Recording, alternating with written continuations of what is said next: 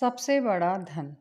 एक गांव में राधे नाम का लड़का रहता था। पढ़ाई में बहुत होशियार होने के कारण उसने शहर से पढ़ाई पूरी की और शहर में ही एक छोटी सी नौकरी कर ली। एक दिन अचानक उसके ऑफिस के बॉस ने उसे बुलाया और उसे अपनी बेटी प्राची के बारे में बताया। प्राची एक बहुत ही जिद्दी और घमंडी लड़की थी। वह किसी की भी कोई बात नहीं सुनती, वो मानती थी।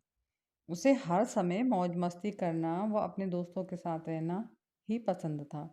एक दिन राधे के बॉस ने राधे से एक मदद मांगी, क्योंकि वह राधे को बहुत पसंद करते थे और उस पर विश्वास भी करते थे, क्योंकि आज तक उसने अपना सारा कार्य बहुत ही ईमानदारी से किया था।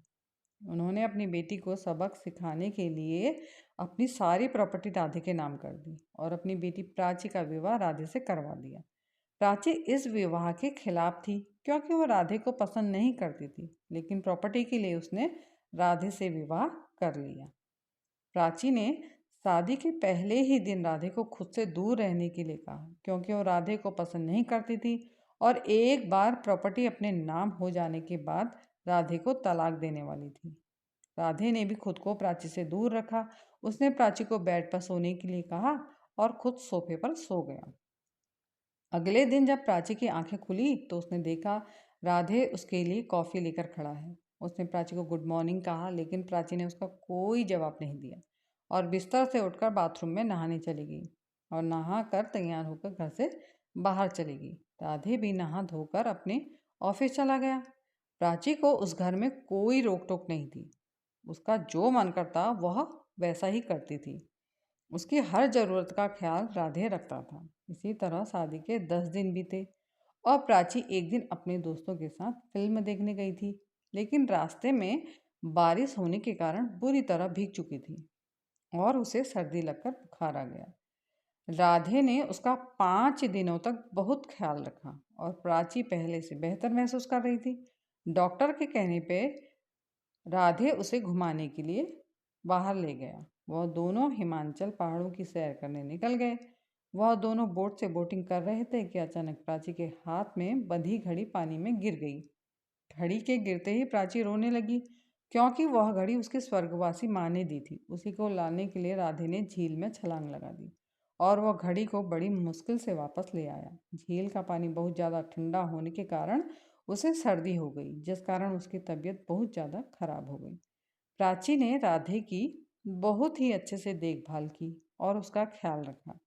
राधे जल्दी से ठीक होने लगा। इसी दौरान प्राची को राधे से प्यार हो गया, लेकिन उसने राधे को कुछ नहीं बताया।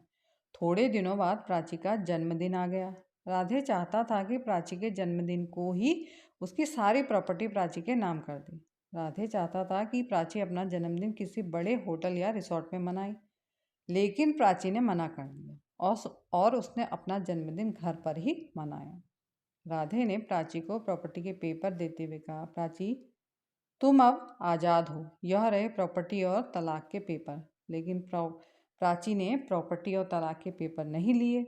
उसने राधे से कहा, मुझे ना प्रॉपर्टी चाहिए और ना ही तलाक, मुझे तो बस मेरा राधे चाहिए, क्योंकि मैं समझ चुकी हूँ इस संसार में प्रेम ही सबसे बड़ा धन है और जो मुझे मिल चुका है।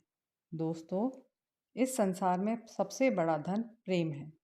जिसे सच्चा प्रेम हासिल हो गया, उसे और किसी चीज़ की ज़रूरत नहीं होती। दुनिया में ऐसे भी जोड़े हैं जिनके पास धन की कमी तो है, लेकिन प्रेम की कमी नहीं, जो एक दूसरे का साथ सुख दुख में बराबर निभाते हैं।